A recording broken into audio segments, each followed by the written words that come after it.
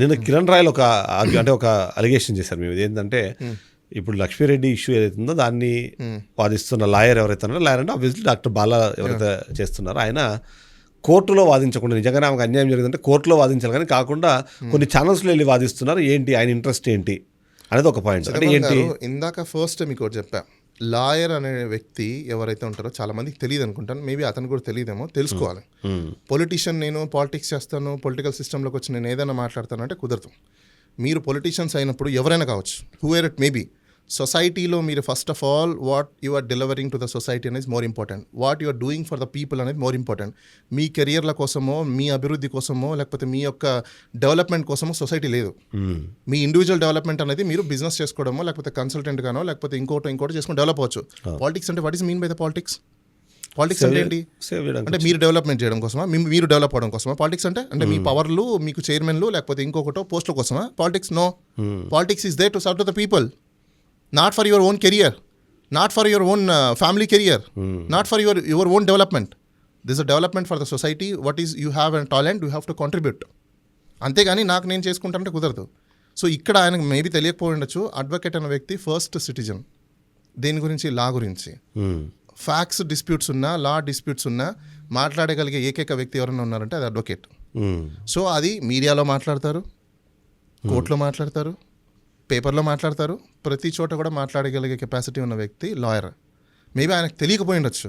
So తెలియకపోవడం వల్ల ఆయన అలాంటి వ్యాఖ్యలు చేస్తుంటారు.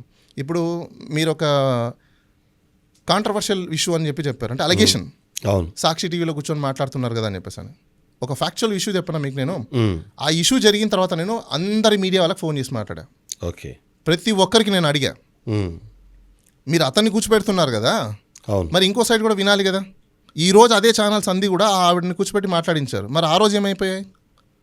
ఆ రోజు ఎందుకు కూర్చోబెట్టలేదు? ఆ రోజు ఎందుకు ఆవిడ వర్షన్ తీసుకోలేదు? ఆ రోజు ఆవిడ పెయిన్ ఎందుకు తీసుకెళ్ళకపోయారు? ఇక్కడ ఏమైపోయిందంటే, నాకు అన్ని మీడియా ఛానల్లో పర్సనల్గా ఫ్రెండ్షిప్ ఉండొచ్చు కాక ప్రొఫెషనల్గా వాళ్ళ వర్క్స్ ఉంటాయి. సో ఆల్వేస్గా వాళ్ళు నో అన్నప్పుడు ఇప్పుడు మీరున్నారు, అలా నాకు కుదరలేదని అంటే నేను ఏం చేయగలుగుతాను? ఓకే, లైట్ అనుకుంటాం. ఎవరైతే పాసిబిలిటీ ఉంటుందో దెన్ అక్కడ పోయి మనం మాట్లాడగలుగుతాం. ఇప్పుడు ఆ రోజు పాసిబిలిటీ ఉన్నది, సాక్షి వాళ్ళు పిలిచారు, మాట్లాడాము అంతే. ఏబిఎన్ పిలిచింటే ఏబిఎన్కి వెళ్ళే వాళ్ళం, టీవీఎన్ పిలిస్తే టీవీ5కి వెళ్ళే వాళ్ళం, మహా పిలిస్తే మహాకి వెళ్ళే వెళ్తాం, లేకపోతే ఇప్పుడు అందరు ఫ్రెండ్సే కదా. ఇప్పుడు కొన్ని సందర్భాలలో నేను రాలేకపోయిన పరిస్థితులు ఉండొచ్చు, మీరు పిలవకపోయిన పరిస్థితులు ఉండొచ్చు. చాలానే ఆ ఛానల్స్ వాళ్ళకి కూడా కొంతమందికి పిలవకపోయిన పరిస్థితి ఉండొచ్చు. ఆ ఛానల్ వాళ్ళు పిలిచారు, మేము వెళ్ళి ఉంటాము, మాట్లాడతాం, డెఫినెట్గా మాట్లాడతాం. ఒకటి, నాకు ఇన్ఫర్మేషన్ ఎవరిస్తారు? నాకు సంబంధించిన క్లయింటే ఇన్ఫర్మేషన్ ఇన్పుట్ ఇస్తేనే నేను మాట్లాడగలుగుతాను. ఎందుకు? అక్కడ ఇన్కెపాసిటీ ఉన్నప్పుడు ఆర్టికల్ 51A అందరూ తెలుసుకోండి. రాజ్యాంగంలో ఆర్టికల్ 51A ఏదైతే ఉందో, it's a citizen responsibility. Incapacity ఉండి ఎవరైతే భయభ్రాంతులకు గురై ఉంటారో, స్కేరీ ఉంటారో, వాళ్ళ కెపాసిటీ లేక వాళ్ళు చేయలేని పక్షంలో వాళ్ళ తరపున మనం నిలబడి మాట్లాడచ్చు. That is constitution is given a right to me. అదే కాకుండా నాకు ఇంకో రైట్ కూడా ఉంది. ఏంటి? Being as a social engineer. Who is a social engineer? A lawyer is a social engineer.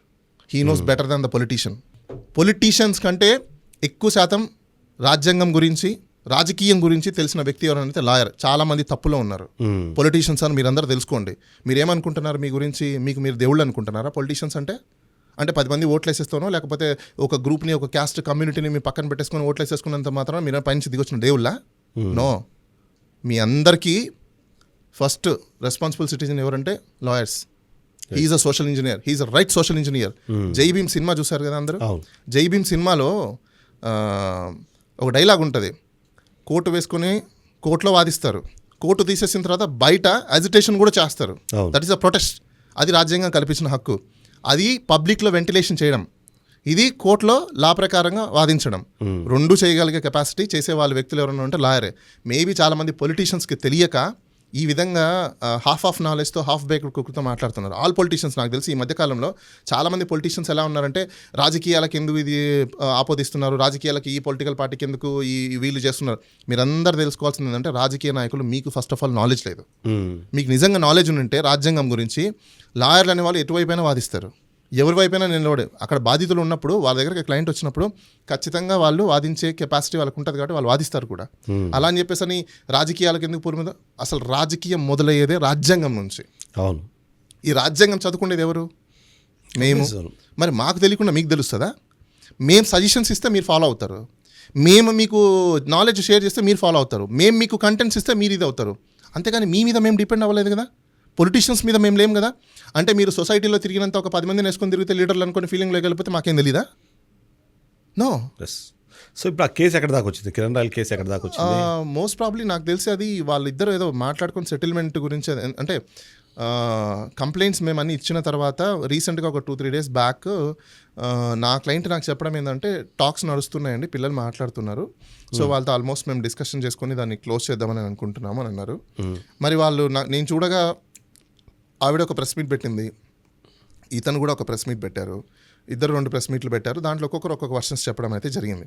ఎందుకంటే ఇప్పుడు నేను కూడా ఆవిడ అంటే ఫుల్గా చెప్పలేదు, ఫుల్గా అయిపోయిందని చెప్పట్లేదు, అలా అని చెప్పేసి అని ఇంకా అవ్వలేదు అని చెప్పట్లేదు, ఇట్స్ హాఫ్ బేక్డ్ అనుకోవచ్చు మనము. ఎందుకంటే నాకు కూడా ఇన్ఫర్మేషన్ లేదు. ఇప్పుడు వాళ్ళు సెటిల్ చేసుకుంటా అన్నప్పుడు మనమేముంది, మళ్ళీ ఎప్పుడైనా ఆవిడ వచ్చి నాకు ఈ ప్రాబ్లం జరిగింది లీగల్గా ఫైట్ చేయండి అంటే డెఫినెట్గా చేస్తాం. అలానే ఇప్పుడు కిరణ్ రాయల్ నేను ఒక ప్రెస్ మీట్ పెట్టాడు, ఆ ప్రెస్ మీట్ పెట్టడంలో ఆయన కొన్ని క్లారిటీస్ అవి ఇచ్చుకున్నారు, పొలిటిసైజ్ అనుకున్నారు. ఇంకో చాలా మందికి తెలియదు అంటే దీంట్లో ఎవ్వరు పొలిటీషియన్స్ లేరు. టు బీ హానెస్ట్ చెప్పాలి అంటే ఏ పొలిటికల్ పార్టీ ఏ పొలిటీషియన్స్ కూడా మాకు కనీసము మేము ట్రాన్స్పోర్టేషన్స్ కూడా ఆటోలు వాడుకున్నాం. నిజంగా మాకు పొలిటికల్ సపోర్ట్స్ ఉంటే దిగగానే కార్లు వస్తాయి, దిగగానే మాకంటే రెడ్ కార్పెట్ వేసి తీసుకెళ్తారు. మేము తిరుపతిలో నేను ఓపెన్ చెప్తాను ఆటోలలో తిరిగాం మేము. మరి నిజంగా పొలిటికల్ సపోర్ట్ ఉంటే మేము ఆటోలో తిరుగుతామా? It's a factual situations. ఎందుకంటే మాకు తెలుసు రియాలిటీ. పాప మా డబ్బులు లేవు, ఆమె ఒక బాధితురాలు. ఇక్కడ ఒకటి డార్లింగ్, నేను సమాజానికి ఈరోజు నేను ఒక విషయం చెప్పాలనుకుంటున్నాను బీఆర్కే న్యూస్ ద్వారా. అందరు గుర్తుపెట్టుకోండి, ఈ రాష్ట్రంలో ఆడవాళ్ళు బాధింపబడితే డెఫినెట్గా బాల అక్కడ ఉంటాడు, నో డౌట్. నైస్. ఎవరైనా కావచ్చు.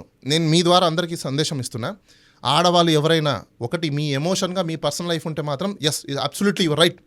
కానీ ఎమోషన్ని పర్సనల్ లైఫ్ని అడ్డం పెట్టుకొని ఎవరైనా మిమ్మల్ని వాడుకొని లేకపోతే మిమ్మల్ని ఎవరైనా టార్చర్ పెట్టి మిమ్మల్ని హింసించి మీ యొక్క జీవితాన్ని హరించే విధంగా ఎవరు చేసినా ఎవ్వరు ఉపేక్షించకండి. డెఫినెట్గా నన్ను కాంటాక్ట్ అవ్వండి, నేను నిలబడతాను.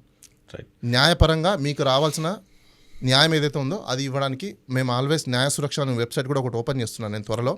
ఆ వెబ్సైట్లో మీరు మీ ప్రాబ్లమ్స్ ఉంటే కనుక విమెన్ ఎవరైనా కావచ్చు, we are stand for the women. ఈరోజు విమెన్ మీకు కంటితాడు పెట్టుకునిందంటే ఆ రాజ్యానికి మంచిది కాదు.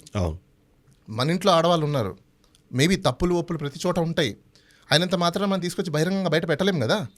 ఈ రోజు వీళ్ళు కాంప్రమైజ్ అని ఏదైతే అనుకుంటున్నారో అబ్సల్యూట్ అది వాళ్ళ పర్సనల్ ఇష్యూ. ఇప్పుడు నేను కూడా మాట్లాడలేను, ఎందుకు నాకు రైట్ లేదు. ఇప్పుడు వన్స్ ఒకసారి క్లయింట్ వద్దన్న తర్వాత నేను కూడా ఏం చేయలేను. ఇప్పుడు వాళ్ళిద్దరు ప్రెస్ మీట్ పెట్టుకున్నారు, నేను ఏమైనా చెప్పగలుగుతానా? నో. ఎప్పుడు దాకా లీగల్గా వాళ్ళకి ఏదైనా కావాలన్న వరకు నేను చేయగలుగుతాను. Maybe I think so, maybe ఆయన కొన్ని అలిగేషన్స్ కూడా నా మీద చేశాడు. But what ever it maybe, allegations అన్ని కామన్, మేము పెద్దగా పట్టించుకోము. ఎందుకంటే ఇంటర్నెట్ ఆఫ్ చేస్తే ఉంటాయి, ఆన్ చేస్తే ఉంటాయి, ఆఫ్ చేస్తే పోతాయి. అలాంటి వాటి గురించి పెద్ద భయపడి మనం చేసేదేం లేదు. కానీ పొలిటీషియన్స్ అడ్వకేట్స్ని థ్రెటన్ చేయడం అనేది కరెక్ట్ కాదు. అది మీరు ఎప్పటికైనా అది మీకే చాలా ప్రాబ్లమ్. ఎందుకంటే రేపు రోజు మళ్ళీ మీకు లీగల్ ఇష్యూస్ వచ్చినప్పుడు you have to come to the before the lawyer only. అయితే నేను సందేశం ఇవ్వాలనుకునేది ఏంటంటే మహిళలకు ఎవరైనా కానీ, మహిళలే కాదు ఇంకా ఎవరైనా మీ రాజ్యాంగం తరపున కల్పించబడిన ఏ హక్కులు ఉల్లంఘించినా, మీకు ఆ హక్కుల్ని ఎవరైనా మిమ్మల్ని హరిస్తున్నా ఖచ్చితంగా నన్ను అప్రోచ్ అయితే నేను స్టాండ్ అవుతాను, నో డౌట్. ఇంకొకటి, పొలిటీషియనా నేను అని అనుకుంటే ఎస్ డెఫినెట్లీ ఫ్యూచర్లో పొలిటీషియన్ డెఫినెట్గా మేమే పొలిటీషియన్ అవుతాం. లాయర్ పొలిటీషియన్స్ ఎంతోమంది అవుతారు, మేము కూడా అవుతాం. ఎందుకు? కొన్ని హక్కులు సాధించాలంటే మాకు కూడా పవర్ కావాలి కాబట్టి. ఈ రోజు మేమే అవ్వకపోవచ్చు, ఇన్ ఫ్యూచర్లో నేను పార్టీ పెట్టచ్చు, ఇన్ ఫ్యూచర్లో నేను కూడా యూత్ని మొబిలైజ్ చేయొచ్చు. మాకు తెలిసినంత ఐడియాలజీ మీకు తెలియదు, ఇప్పుడున్న పొలిటీషియన్స్ తెలియదు. 40 ఏళ్ళ ఇండస్ట్రీ కావచ్చు, 30 ఏళ్ళ ఇండస్ట్రీస్ కావచ్చు, 3 times 4 times మీరు ఎమ్మెల్యేలు ఎంపీలు అయ్యిండొచ్చు. బట్ మాకున్న ఫోర్కాస్ట్ మీకు ఉండదు. డెఫినెట్గా నేను చెప్పగలుగుతాను. ఖచ్చితంగా రాబోయే రోజుల్లో యూత్కి ఉన్నంత స్కోప్ పొలిటీషియన్స్లో, పొలిటికల్ పార్టీలలో ఎవరికి ఉండదు.